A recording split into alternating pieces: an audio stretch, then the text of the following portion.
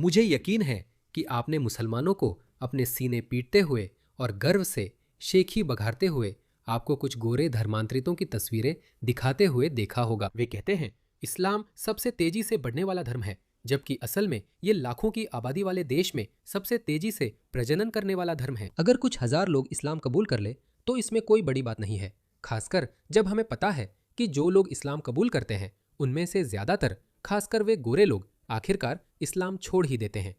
मुझे यकीन है आपने इनके वीडियो देखे होंगे। इस जोकर को देखो। इस्लाम हर घर में पहुंचेगा, कोई भी घर अछूता नहीं रहेगा, ये अल्लाह का वादा है। कोई अस्तित्वहीन सत्ता का वादा अहम नहीं, हमें उसकी परवाह नहीं करनी चाहिए। देखो, आपने ये वीडियो देखे होंगे। इन लोगों के घमंडी चेहरे देखो, अंदर से ये बहुत खोखले हैं। मेरे पास आंकड़े हैं। हम पैगंबर के संदेश वाहक हैं, हम इस इस्लाम धर्म के प्रतिनिधि हैं, हमें ही समाधान बनना होगा। कौन से अच्छे उदाहरण! उसे देखो, उसे देखो। उनका व्यवहार सभी को घृणा से भर देना चाहिए। उनका व्यवहार सभी को इस्लाम से दूर कर देना चाहिए। भविष्य हमारा है। नहीं, ऐसा नहीं है।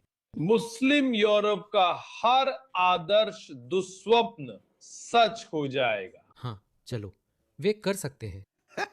लेकिन वे जितना चाहें उतने गुस्से में हो सकते हैं। हम नाराज नहीं हैं, हमें पता है ये नहीं होगा। मुझे परवाह नहीं है। हमें भी समझ नहीं आता, क्योंकि ये नहीं होगा। जो होने वाला है वो ये है कि आप बहुत सारे लोगों को कट्टर बना देंगे और फिर वे आपको पकड़ लेंगे और फिर वे आपको देश से निकाल देंगे। फिर आप कहेंगे इस्लामोफोबिया है, लोग नस्लवादी है, इस्लाम से डरते हैं, जबकि असल में आप ही उन्हें उकसा रहे हैं। सच में मैं उस पल का इंतजार नहीं कर सकता। अमेरिका एक मुस्लिम देश होगा, रूस एक मुस्लिम देश होगा, इस्लाम हर घर में पहुंचेगा। हमें उस बदलाव का हिस्सा बनना है, हमें उस दावत का हिस्सा बनना है। आत्म महत्व पर जीते हैं, इन्हें हमेशा किसी मिशन की तलाश रहती है। जानते हो, ये आदमी पहले गैंगस्टर था। मुझे लगता है उसने खुद पर नकली हमला करवाया था। मैंने अपनी संवेदनाएं और शुभकामनाएं भेजी थी। एक बार उससे बहस भी की है, और भाई, इस आदमी ने खुद को पूरी तरह मूर्ख बना लिया था। अफसोस, बहस उर्दू में थी, क्योंकि वो मेरी तरह पाकिस्तानी मूल का है, लेकिन जाहिर है हम दोनों में अच्छा इंसान मैं हूं। हमें उन गुरबा में शामिल होना है जो अपने अकीदे, अपने अमल और अपने दीन पर मजबूती से टिके रहते हैं और कभी भी माफी नहीं मांगते। हम बिना माफी अपने उसूलों पर कायम है। कभी भी समझौता मत करो। मुझे इन्हीं की यही बात सबसे पसंद है, और इसी कारण मुझे विश्वास है कि ये कभी नहीं जीत सकते। हमारी संख्या कम हो जाए, फिर भी ये लोग जीत नहीं सकते, क्योंकि ये खुद को नहीं रोक सकते। ये लोग हमेशा अपने पैगंबर के घृणित, भयानक, आतंकवादी व्यवहार का बचाव करेंगे। उन्होंने खुद कहा था कि इस्लाम आतंक का धर्म है। उन्होंने सच में ऐसा कहा था। मैंने इसे अपनी एक और वीडियो में दिखाया था। ये हमेशा बाल विवाह, बहुविवाह, महिलाओं और समलैंगिकता के खिलाफ घृणा तथा काफिरों से नफरत का बचाव करते हैं। वे हमेशा उसका बचाव करेंगे। इसलिए बुराई कभी फल फूल नहीं सकती। इसीलिए यहाँ तक कि मुस्लिम देशों में भी, आप जानते हैं, ज़्यादातर मुस्लिम देशों में शरिया नहीं है, जबकि ज़्यादातर मुसलमान खुद कहते हैं कि वे अपने देश में शरिया चाहते हैं। लेकिन जब असली समय आता है तो वे इस्लामिस्टों को वोट नहीं देते। वे नहीं देते। मिस्र में क्रांति के बाद उन्होंने मुस्लिम ब्रदरहुड को वोट दिया और तुरंत कहा, हम शरिया चाहते हैं, लेकिन वैसी नहीं। ये बस बहुत ही बेकार है। हम समझौता नहीं करते। खैर, तो वे समझौता नहीं करते, ठीक है। तो मैं आपसे जो साझा करना चाहता था वो ये है, इस्लाम का लोगों को धर्मांतरण कराने का तरीका बहुत ही विघटनकारी है। इसका सिर्फ एक ही मकसद है, जो है स्थानीय संस्कृति या मौजूदा व्यवस्था को नष्ट करना और अल्लाह के लिए सैनिक तैयार करना, ताकि वे शरिया लागू कर सकें। ज्यादातर गोरे लोगों को इस्लाम की बहुत सुंदर तस्वीर दिखाई जाती है, और यही वजह है कि गोरे धर्मांतरित लोगों में धर्म त्याग की दर बहुत ज्यादा है। वे खुलकर सामने नहीं आते, क्योंकि वे भूरे नहीं हैं। वे आसानी से अपनी पुरानी जिंदगी में लौट सकते हैं और अपने परिवार के सदस्यों के पास वापस जा सकते हैं, वगैरह। आप कई गोरे धर्मांतरित लोगों को देखेंगे जो इस्लाम अपनाने या छोड़ने की प्रक्रिया में हैं। मैं इसका एक अच्छा उदाहरण दिखाता हूँ। आइए मैं आपको दुनिया के सबसे मशहूर पूर्व मुस्लिम से मिलवाता हूँ, जो न कार्यकर्ता है, न प्रोफेसर, न अकादमिक। वह कोई भड़काने वाले नहीं है, लेकिन वह दुनिया के सबसे मशहूर पूर्व मुस्लिम है। इस कहानी को सुनिए। महिलाओं और सज्जनों, मिलिए टेरेंस हॉवर्ड से। ये पूर्व मुस्लिम है।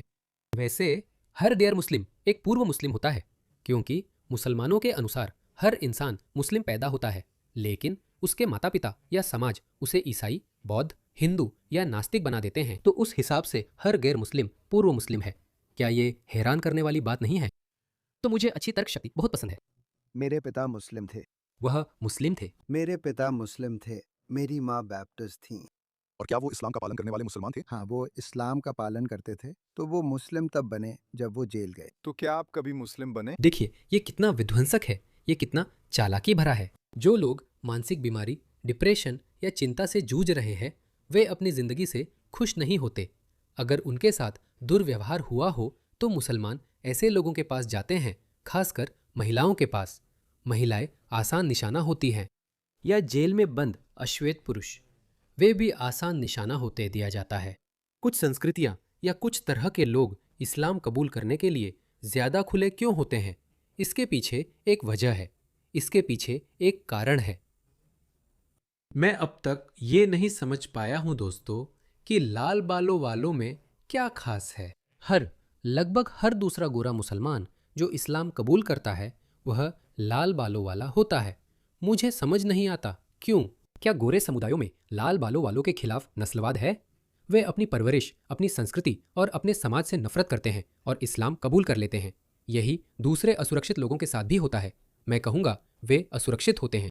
इस्लाम हमेशा सबसे असुरक्षित लोगों को ही निशाना बनाता है, लेकिन वह असुरक्षा आखिरकार खत्म हो जाती है। मेरे पास पूर्व मुस्लिमों की एक प्लेलिस्ट है। मैंने कुछ गोरे धर्मांतरण करने वालों का इंटरव्यू लिया जो बाद में पूर्व मुस्लिम बने, लेकिन अब वे सार्वजनिक रूप से सामने नहीं आते क्योंकि वे अपनी पुरानी जिंदगी में लौट जाते हैं। वे हमारे जैसे पूर्व मुस्लिमों की तरह अपने सिर पर हमेशा तलवार लटकती हुई महसूस नहीं करते। इसलिए हम इस्लाम को उजागर करने के लिए ज्यादा जुनूनी हैं। और हम कहते हैं, जानते हो क्या, हमारे ऊपर ये अतिरिक्त जिम्मेदारी है कि हम दुनिया को इस्लाम के खतरों के बारे में बताएं। माफ कीजिए, मैं फिर से बीच में नहीं बोलूंगा। चलिए फिर से शुरू करते हैं। मेरे पिता मुस्लिम थे। वो मुस्लिम थे। मेरे पिता मुसलमान थे। मेरी माँ बैप्टिस्ट थी। और क्या वो धर्म का पालन करने वाले मुसलमान थे? हाँ, वो धर्म का पालन करते थे। जेल जाने पर मुस्लिम बने। क्या आप कभी मुस्लिम बने थे? हाँ, मेरा नाम सुलेमान था। तुम जानते हो, बहुत अभ्यास किया, ये सब किया। नमाज पढ़ो, ज्यादा नहीं। नमाज यानी वही जो मुसलमान पढ़ते हैं। वे प्रार्थना करते हैं, सिर जमीन पर और पिछवाड़ा ऊपर, और पीछे वाला आदमी सबसे अच्छी जगह पर होता है। उसके सामने वाले का पिछवाड़ा पूरा दिखता है। मैंने इस्लाम को उसकी पूरी बेवकूफ़ी की वजह से क्यों नहीं छोड़ दिया? मैंने इतना दर्शन क्यों पढ़ा? और आप जानते हैं, इस्लाम छोड़ने के लिए गहरे बौद्धिक कारण क्यों ढूंढे? बस आप तो इस्लाम को छोड़ सकते हैं, बस ये देखकर कि आप कर क्या रहे हैं। आप अपना सिर क्यों पटक रहे हैं? आप दिन में 50 बार दीवार या जमीन पर सिर क्यों पटकते हैं? मुझे पता है कि वे दिन में 5 बार नमाज पढ़ते हैं और हर नमाज में लगभग 10 बार सिर पटकते हैं। बहुत अभ्यास किया, सब किया। कितने समय तक? जब तक मैं 13 साल का नहीं हो गया था। 13 साल तक आप मुस्लिम थे, और फिर आपने इसे क्यों छोड़ दिया? मैंने इसके बारे में पहले भी बात की है, लेकिन एक दिन मैं घर आया और मस्जिद के सारे भाई घर पर थे। और वहाँ एक भाई थे, याकूब, आप जानते हैं, बहुत दयालु। मुझे उनका संत स्वभाव बहुत पसंद था। उनकी फितरत बहुत अच्छी थी। लेकिन जाहिर तौर पर उन्होंने वीनो नाम के एक बेघर व्यक्ति को, जो मस्जिद पर पेशाब कर रहा था, उसका बधिया कर दिया था। वाह! उसने उसका बदिया कर दिया। उसने बधिया किया और किसी का लिंग काट दिया। ये लोग इतने हिंसक हैं। उर्दू में एक कहावत है जिसे मैं शायद ठीक से नहीं कह पाऊंगा क्योंकि अंग्रेजी में अनुवाद करने पर मतलब खो जाता है, लेकिन उम्मीद है आप समझेंगे। तो उर्दू में पाकिस्तानी संस्कृति में वे हाथी के दांतों को उसके दांत ही मानते हैं।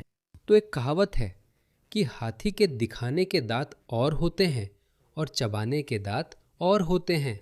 मतलब आपके 2 चेहरे होते हैं, इन्हें भी 2 चेहरे रखने पड़ते हैं। यही बात है।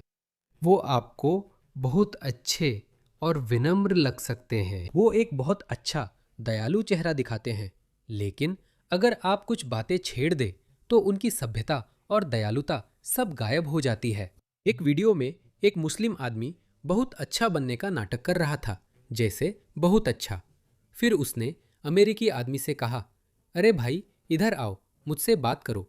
वो भाई थोड़ा शरारती था। उसने कहा, जानते हो मैंने अपने कुत्ते का नाम मोहम्मद रखा है। फिर वह तुरंत उग्र हो गया और उसकी जमकर पिटाई कर दी। असल में वही कह रहा है। मैं वो वीडियो ढूंढ नहीं पा रहा, पर अगर आप अच्छे मुस्कुराते मुस्लिम देखे, जैसे अरे आओ भाई हम तुमसे प्यार करते हैं, इस बहकावे में मत आओ, बस मोहम्मद का नाम लो, देखो वो कितने शांत है। वो ये कहानी साझा कर रहा है। और नहीं, सब लोग आसपास हैं। मस्जिद के 13 भाई वहां हैं क्योंकि याकूब को गिरफ्तार कर लिया गया है और वे उसी के बारे में बात कर रहे हैं।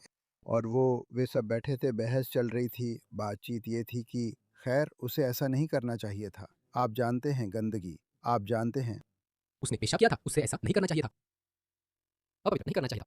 ठीक है, उसे ऐसा नहीं करना चाहिए था। उस शब्द को क्या कहते हैं? उसने पेशाब किया था। अपवित्र करना वही था। इसे देखो, मस्जिद पर पेशाब करके पवित्र मंदिर को अपवित्र कर दिया। वे इसी के बारे में बात कर रहे थे। वे इस बारे में बात नहीं कर रहे थे कि यह युवक या बुजुर्ग सज्जन भी भगवान का बच्चा था जो शायद खो गया था। और मैं सोच रहा था कि ये कितनी अच्छी नैतिकता थी।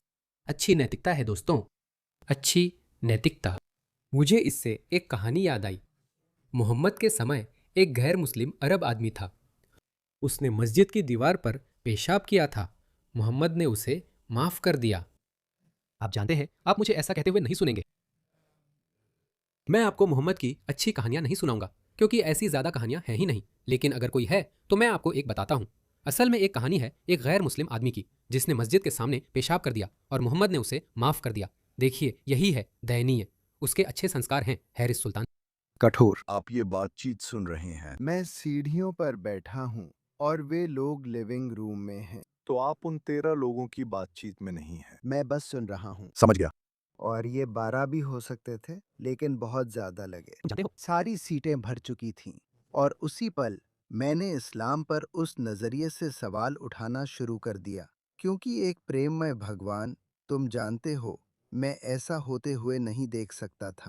दोस्तों, जो लोग नहीं जानते उनके लिए मैंने the curse of God why I left Islam नाम की किताब लिखी है, जिसमें इस्लाम छोड़ने के 3 कारण बताए हैं। सबसे पहले, किसी भी अलौकिक देवता के सबूत नहीं है। ईसाई और भगवान में विश्वास करने वाले दूसरे लोग इससे असहमत हो सकते हैं, जो ठीक है। मैं अब अपने नास्तिकता को लेकर उतना कट्टर नहीं हूँ जितना मैं लगभग 10 साल पहले उस किताब को लिखते समय था। लेकिन दूसरा कारण है इस्लाम में विज्ञान। क्या यह तर्कसंगत है? नहीं। मोहम्मद पंखों वाले गधे पर स्वर्ग गए। मोहम्मद ने चांद को 2 हिस्सों में बांट दिया था। उनका विज्ञान ज्ञान 7वीं सदी के व्यक्ति जैसा ही था। लेकिन सबसे बुरी बात, उन सभी कारणों में सबसे बड़ा कारण, जब मैं पीछे मुड़कर देखता हूं तो शायद वह उसी क्रम में न हो। इस्लाम की नैतिकता ही किसी समझदार इंसान के लिए इस्लाम छोड़ने को काफी है, जैसा आतंकवादियों ने किया। अब कुछ मुसलमान तर्क देंगे कि हैरिस, तुम भी जानते हो कि मोहम्मद ने भी एक व्यक्ति को माफ कर दिया था जिसने मस्जिद के सामने अपवित्रता की थी, वहां पेशाब किया था। मोहम्मद ने ईश निंदा करने वालों की गैर न्यायिक हत्या को प्रोत्साहित किया था। मैं तुम्हें एक कहानी सुनाता हूँ। शायद उसने उस आदमी को माफ कर दिया जिसने मस्जिद के सामने पेशाब किया था, लेकिन मोहम्मद ने ईश निंदा करने वालों की गैर न्यायिक हत्या का बचाव किया था। तो ये कहानी सुनो। सुनन अल सैयद, यह सही हदीस है। मोहम्मद के समय एक अंधा आदमी था जिसकी उम्मे वलद से 2 बेटे थे। तो आप गुलाम लड़कियों के साथ बच्चे पैदा कर सकते थे, लेकिन अब आप उन्हें उनके बच्चों के बिना नहीं बेच सकते थे। तो मूल रूप से आप उन्हें अलग नहीं कर सकते थे। कितने दयालु धर्म की बात है। मुसलमान इसे इस्लाम की सद्गुरु वाली शिक्षा बताते हैं। अगर आपके सेक्स गुलाम से बच्चा है तो आप उसे नहीं बेच सकते। उसकी एक सेक्स गुलाम थी जिससे उसके 2 बेटे थे। वह मोहम्मद के बारे में बुरा बोलती थी। वह उसे डांटता पर वह नहीं मानती थी। वह उसे ऐसा करने से रोकता पर वह नहीं मानती थी। वह आदमी अंधा था। एक रात मैंने पैगंबर का जिक्र किया। उसने उनकी बुराई की। वो कहती होगी, देखो उस आदमी ने 9 साल की लड़की से शादी की और कई यहूदियों की हत्या की थी। इस्लाम में अभिव्यक्ति की आज़ादी नहीं है। मैं ये सहन नहीं कर सका तो मैं गया और एक खंजर लिया, जिसे मैंने उसके पेट में घोंप दिया और उस पर झुक गया और उसे मार डाला। अब आपको याद रखना चाहिए, ये उसकी अपनी कहानी है। वह उसे किसी भी कारण से मार सकता था, लेकिन उसे पता था कि मोहम्मद की खुशामद करनी है। सुबह वह मरा हुआ मिला। मोहम्मद से जिक्र किया गया। उन्होंने लोगों को बुलाकर कहा, मैं अल्लाह की कसम दिलाता हूँ कि जिस आदमी पर मेरा हक है और जिसने ये किया है वो खड़ा हो जाए। अंधा आदमी कांपने लगा और बोला, अल्लाह के रसूल, मैंने ही उसे मारा है। वो मेरी उम्मे वलद थी और वो मेरे साथ दयालु और नर्म थी। मेरे उसके 2 मोती जैसे बेटे हैं, लेकिन वह तुम्हारी बुराई और बदनामी करती थी मोहम्मद। वह मेरे साथ अच्छी थी, मुझे उससे कोई परेशानी नहीं थी। मोहम्मद, देखो मैं तुमसे कितना प्यार करता हूँ। वो तुम्हारी बुराई करती थी।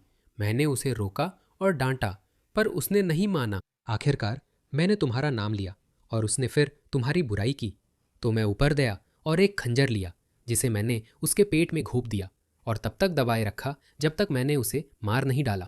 अल्लाह के रसूल, सबसे दयालु, सबसे न्यायप्रिय, इंसानियत के इतिहास के सबसे महान इंसान ने कहा, मैं गवाही देता हूँ कि उसका खून बहाना जायज़ है।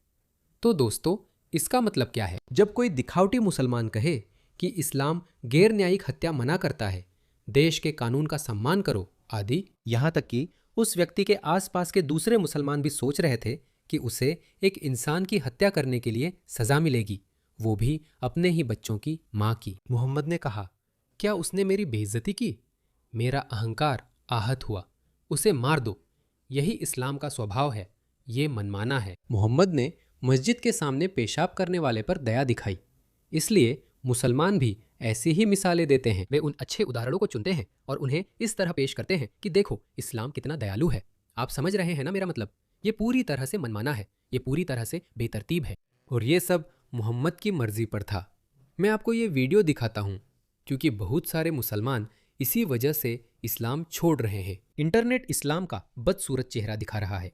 ये सर्वे 2018-2019 में हुआ था। इसे देखिए।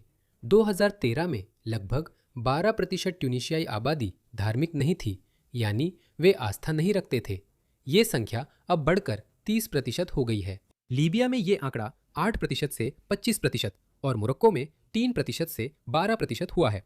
अल्जीरिया सहित सभी देशों में वृद्धि दिखी है, सिर्फ लेबनान को छोड़कर। मिस्र में ये आंकड़ा 2-3% से बढ़कर 10% हो गया है। सूडान और फिलिस्तीनी क्षेत्रों में लोग एक्स मुस्लिम या कम धार्मिक क्यों नहीं बन रहे, ये समझा जा सकता है क्योंकि वे संघर्ष में हैं। ऐसी परिस्थितियों में लोग अधिक धार्मिक और आत्म केंद्रित हो जाते हैं। हमारे पास सिर्फ एक सर्वे है, जबकि लोग कहते हैं कि अधिकतर एक्स मुस्लिम ईसाई बन रहे हैं, लेकिन मुझे नहीं पता, इसका कोई प्रमाण नहीं है, कोई सांख्यिकीय प्रमाण भी नहीं है। अगर मैं कहूँ कि वे सब नास्तिक बन रहे हैं तो ये झूठ होगा, ये सच नहीं है और मैं इसे नुकसान नहीं मानता। चाहे कोई नास्तिक बन जाए, मैं इसे नुकसान नहीं मानता। अगर एक्स मुस्लिम ईसाई बन जाते हैं तो मुझे फर्क नहीं पड़ता। सच कहूँ तो मैं चाहूँगा कि वे ईसाई बने, बजाय इसके कि वे मुस्लिम बने रहें। यहाँ एक प्यू सर्वे है जो 2015 में किया गया था। ये रहा वो कमेंट। विश्लेषित देशों में 1/4 से कम मुस्लिम परिवार में जन्मे वयस्क अब खुद को मुस्लिम नहीं मानते। इनमें सबसे प्रसिद्ध उदाहरण अमेरिका है, जहाँ 23% मुसलमान जो अमेरिका में मुस्लिम परिवार में पले बढ़े थे अब मुस्लिम नहीं हैं। तो आप जानते हैं लगभग 1/4 अमेरिकी मुसलमान अब मुस्लिम नहीं हैं, और यही स्थिति कमोबेश अन्य देशों में भी है। ज्यादातर लोग जिन्होंने इस्लाम छोड़ा है वे अब किसी भी धर्म से खुद को नहीं जोड़ते, यानी वे धार्मिक रूप से नास्तिक, अज्ञेयवादी या किसी खास धर्म से नहीं जुड़े हुए हैं, या अब खुद को ईसाई मानते हैं। तो बहुत से पूर्व मुसलमान ईसाई बन रहे हैं। डेविड वुड और अन्य लोगों के प्रयासों की वजह से अपोस्टेट प्रॉफिट अब ईसाई है, वह खुद को ईसाई मानते हैं। ये सब हो रहा है दोस्तों। एक वीडियो है, मैं आपको दिखाता हूँ, सुनिए। इस्लामी दुनिया से ईसाई धर्म में बड़े पैमाने पर धर्मांतरण की खबरें आ रही हैं। क्या आपने सुना है? क्या ये बड़ा चढ़ाकर बताई जा रही हैं? मैं आपको एक बात बताता हूँ, इसे कम करके बताया जा रहा है। मुझे नहीं लगता कि लोग समझते हैं कि कितने मुसलमान ईसाई बन रहे हैं। मैं व्यक्तिगत रूप से कम 100 लोगों को जानता हूँ। वाह, आप ही 100 लोगों को जानते हैं। वे हर जगह हैं। सबसे पहली बात, मैं 200 पूर्व मुस्लिमों को जानता हूँ जो नास्तिक है। वो है सपने और दर्शन। मैं ये सुन रहा हूँ। हर किसी ने सपना देखा है। मैंने यीशु का सपना देखा। लगभग 50 से 70% पूर्व मुस्लिम भी ऐसा कहते हैं। ये सपने यीशु या किसी फरिश्ते के होते हैं, लेकिन 10 में से 9 बार ये यीशु ही होते हैं जो कुछ कहते हैं। ये या तो बहुत खास होता है, जैसे कि इस दुकान पर जाओ, उस आदमी से मिलो, उससे बात करो, वो तुम्हें सच बताएगा। हे भगवान, ये वैसा है जैसे मैं अल्लाह का बेटा हूँ, ऐसी ही बात। मुझे नहीं पता। मेरे सपनों में यीशु आते हैं, लेकिन दिमाग में नहीं।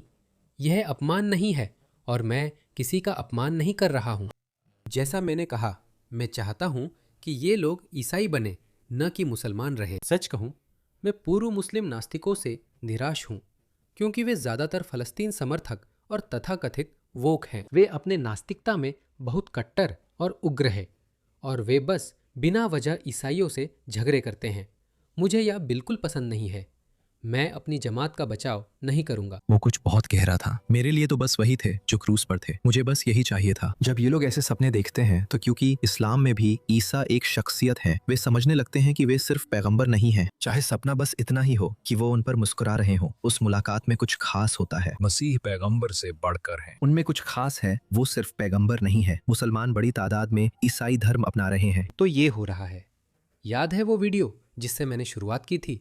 उसमें वो घमंडी मुसलमान शेख उस्मान थे। उनका असली नाम उस्मान था, लेकिन उन्होंने उसे अरबी अंदाज में बदलकर उथमान कर लिया। वो अरबी नहीं है, पर अरबी जैसे कपड़े पहनते हैं। मुझे लगता है वे कहेंगे, हारिस, तुम पश्चिमी नहीं हो, पर वैसे कपड़े पहनते हो। खैर, यह कोई मायने नहीं रखता। लेकिन नहीं, वे आपको बताएंगे कि वे जीत रहे हैं, वे आगे बढ़ रहे हैं। किसी स्तर पर ऐसा लग सकता है कि अरबों लोगों की दुनिया में कुछ हजार गोरे धर्मांतरण करने वालों की तस्वीरें समुद्र में एक बूंद के समान हैं। उसकी चिंता मत करो, वे नहीं जीतेंगे। ज़्यादातर लोग धर्म बदल रहे हैं। कई मुसलमानों का बड़ा वर्ग इस्लाम छोड़कर ईसाई या नास्तिक बन रहा है। तो वे जीत नहीं रहे हैं।